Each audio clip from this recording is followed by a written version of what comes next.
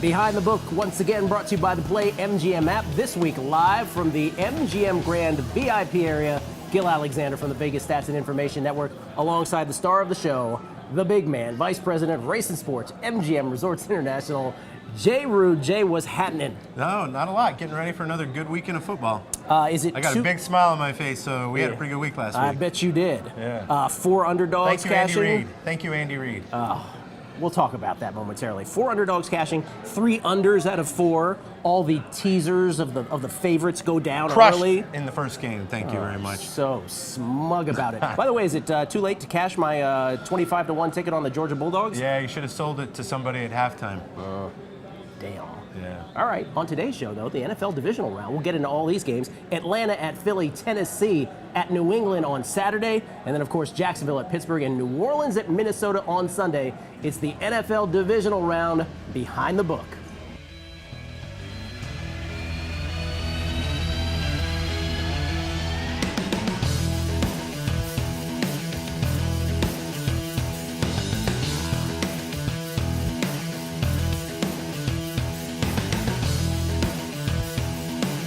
Behind the Book Sports Betting Series, live from the MGM Grand VIP area. Gil Alexander, Jay Rude.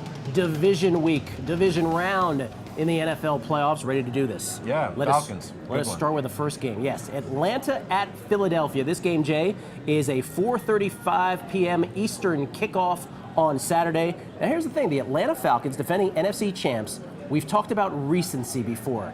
Recency effect, how bettors tend to remember what happened more recently than they do anything that might have happened over the course of an entire season, let's say, prior to that. And we find the Atlanta Falcons 3-point favorites on the road against the number 1 seed Philadelphia Eagles, who are 13-3, but it's with Nick Foles behind center, not Carson Wentz, and therefore, ergo, Jay, instead of being, say, 6-point favorites, something like that, according to conventional wisdom, they're 3-point dogs. Right, and when you say recency, Falcons look pretty good, taking care of business on the road at the Rams.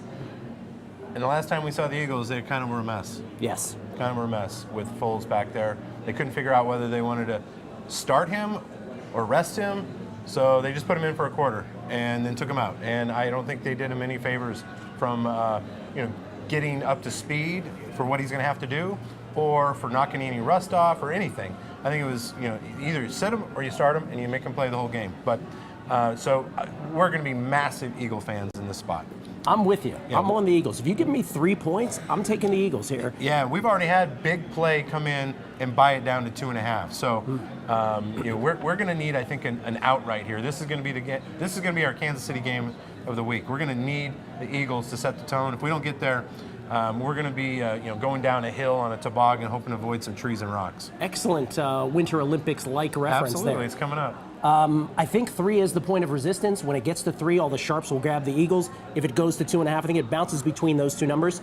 My thing is this, though. Falcons do get the win over the Rams last week, but if they don't get those 2 special teams turnovers, Pharaoh Cooper, I don't know that game isn't completely on its head also. So a lot of recency happening here. Yeah, I mean, the games last week, they all kind of were a little bizarre. I mean, the national championship game was bizarre. The Kansas City game was bizarre. I mean, it just seems like what you think is going to happen ends up not happening. So that's the playoffs, I mean, I think a couple weeks ago you mentioned that the worm sort of turns in the playoffs from favorites to dogs. And when dogs win, weird things have to happen. Defensive touchdowns, turnovers dictate how things happen. It's hard for teams to recover in high-pressure games when you're going home if you don't recover. If you have a bad game in the regular season, we'll regroup and we'll go forward next week. But this is it. Falcons, as it stands right now, 3-point favorites on the road at Philadelphia. The total at 41.5. Jay's going to need the Eagles. Sharp bettors going to want the Eagles as well. Let that be you, too. Atlanta at Philly. Atlanta -3 on Saturday. Back on Behind the Book with the second of 2 games on Saturday. A night game at New England. Fosters up memories of the old Tuck Rule game back in the day. Won't be nearly as cold. Won't be snowy. Could be. Tennessee at New England. New England favored by 13 here, Jay. Tennessee coming off a stunning comeback against the Kansas City Chiefs. They were down 21-3 at the half. They storm all the way back, score 19 unanswered in the second half. They beat the Chiefs 22-21, and that is why, for their efforts, they have the honor of Honor. going to New England. Yes, absolutely. I mean, I think you're going to be hard pressed to see Mariota in the box score again this week. Yeah. But we were talking before off camera, and just a little while ago. I mean, weird things happen in the playoffs, and that's how certain teams advance. But there's going to need to be a lot of weird happen in this game, I think, for Tennessee's playoff lives to continue. A lot of weird. But the good news is we're taking some early money on Tennessee from sharp/deep-pocketed players, which is good because come Saturday I'm going to have nothing but Patriot money coming across the counter. The public money has not spoken quite yet. Yeah, no, it'll show up and it's going to be all Patriot money, all this Tom Brady, Bill Belichick, Robert Kraft drama. Yeah. That's all going to disappear. Pseudo drama. And everyone's going to come up and put their money down on the Patriots hard, I think, on Saturday. And we're going to need Tennessee's defense to play really tough and keep us within this number. Here's the thing, double-digit dogs historically in the playoffs do not do that well against the spread or straight up, period. So the Titans also have that historical trend to buck as well. Yeah. Patriots minus 13, totals at 47.5. They got lucky, the Titans, last week. People want to kill Andy Reid, just a sort of defense of Andy Reid here. I got a big picture of him in my office. He's also unlucky. Travis Kelce goes down, and the Chiefs' offense just completely falls apart. At that point, Titans definite beneficiaries of that. I guess the strategy would be to take Gronk out of this game. Otherwise, there's no way they're winning. Yeah, this. they're going to need to knock out Gronk just like they did Kelce. I mean, that was a wicked hit. I mean, you don't see boxers that wobbly sometimes, and he was pretty wobbly. And Gronk, I mean, look, and Gronk drove him down and won the game at Pittsburgh. So, I mean, he's just a cyborg. I mean, it's not even. Yeah. If him and Brady get hot, it could get ugly quickly for us. I might be turning the page looking to Sunday pretty quick on Saturday afternoon. I would say this: if you like the Titans, don't bet them pre-flop. Bet them in-game. If the Patriots go out to a big lead, the Titans are built to actually perform well when a team goes vanilla on defense or prevent. That'd be how I would play this as it stands right now. Patriots minus 13, total 47.5 Saturday night. Behind the book from the MGM Grand VIP area, Gil Alexander from VSiN, Jay Rude, MGM Resorts International Race and Sports Vice President. Time to ask the pro, Jay. Ask the pro. Let's go. We got a couple of good questions here. You'd be the pro in this situation. You ready? Yep. From @TCW1974 on Twitter, Taco Charlie William, 1974. That sounds like my flight to, I don't know, Tulsa. Yes. Excited to be heading to Vegas this weekend and staying at Aria. Oh, Good. Jay, good sports book. Nice selection, TCW. Like a living room, that sports book. We'll be there next week, starting next week. Yeah, absolutely. We're on tour. We are on tour. The question continues. I know the basics of betting odds, but wondering if you guys could explain the payouts for parlays and teasers. Thanks for all the great info this football season. Well, thank you for the question. You're very welcome on behalf of Jay and myself. Let's answer it this way, Jay.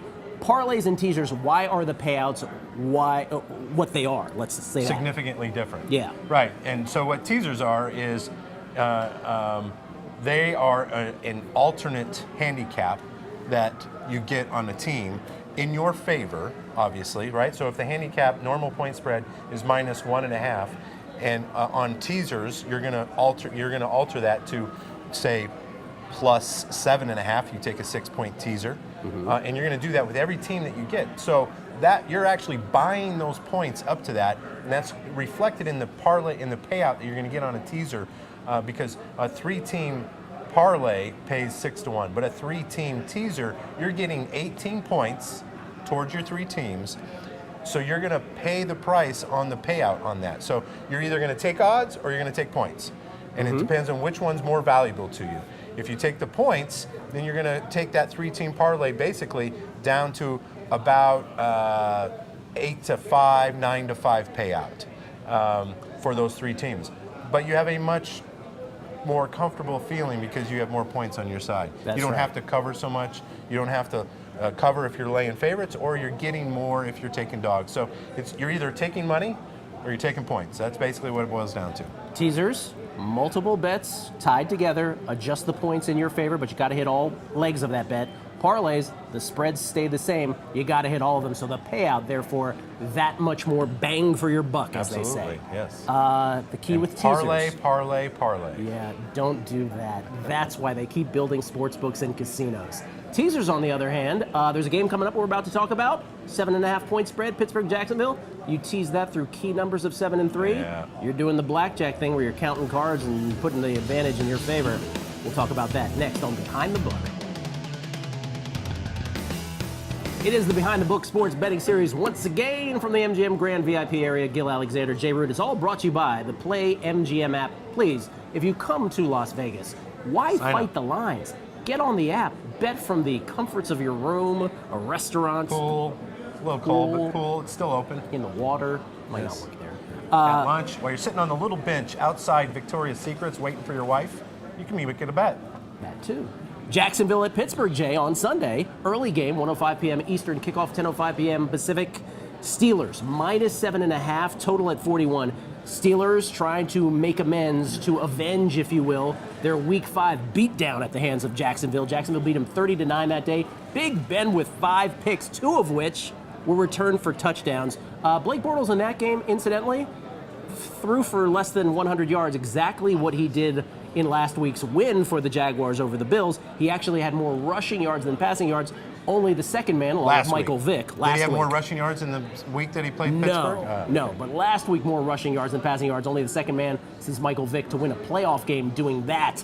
How do you see this game? This is only going to get higher, right, this number? It's going to get higher, and it's going to be, like you alluded to earlier, this is going to be the massive teaser game of the week for us. I mean, every game's got possible teaser scenarios. You know, people are going to be teasing totals up and totals down, and a couple of sides here. You know, people might tease Patriots down below a touchdown with a 7-point teaser, but they are going to bring the Steelers down under a point here all day long. So we're going to need an outright upset on Jacksonville. All day long, everybody's going to tease the Steelers. If you're into trends, I don't usually give trends, but I got some trends here for you. Jacksonville, teams that didn't make the playoffs the previous season, like the Jaguars, against teams that did make the playoffs the previous season, 34-51-3 historically against the spread. And when your preseason season win total market is below 7, which the Jaguars were just a tick below at 6.5, well, in the playoffs, historically, since 2003, 7-22 against the spread. So if you buy into those trends, not looking good for the Jaguars. Yeah, not looking good for me either. Thanks a lot. I appreciate that. But yeah, knowledge is good to have.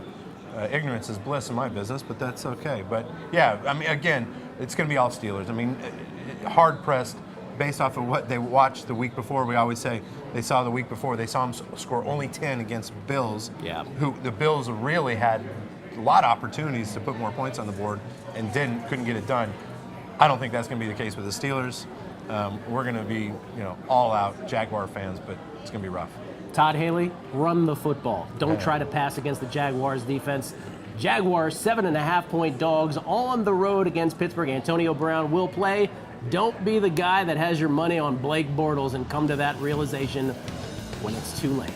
Sunday morning, Pittsburgh and Jacksonville. All right, Jay, Behind the Book continues with the final game of the division round in the National Football League. Now, Falcons and Eagles, talked about it sort of toggling between 2.5 and 3. Patriots 13-14, maybe somewhere, the line bouncing in between that. Steelers 7.5 right now. I think it probably just goes up. Tell me where this one's going. Vikings currently 4.5-point favorites hosting the Saints. Yeah, it's creeping up. And I think you've got who should be the MVP of the league playing in this game, Case Keenum, and he's got to go up against a very respected Drew Brees in the Saints with a good run game and a solid secondary. But this game I think is going to probably move towards 5.5 because I'm going to have to take a position at some point.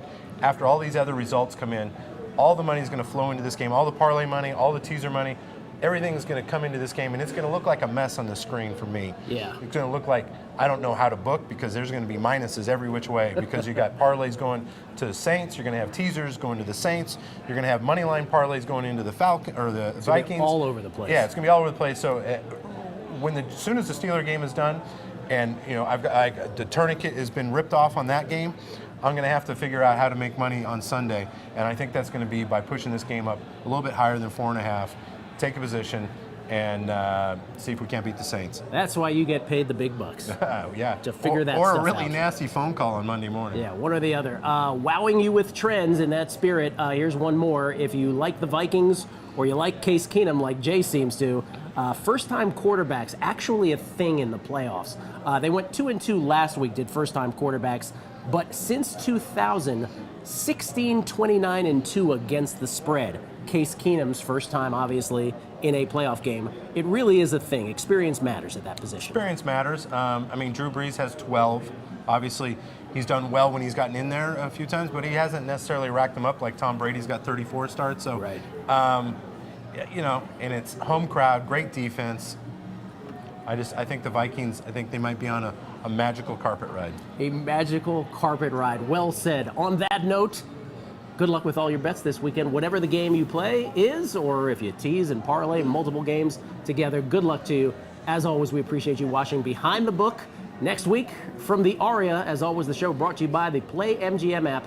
For Jay Root, Vice President, Race and Sports, MGM Resorts International, Gil Alexander from VSiN, good luck this weekend in the NFL.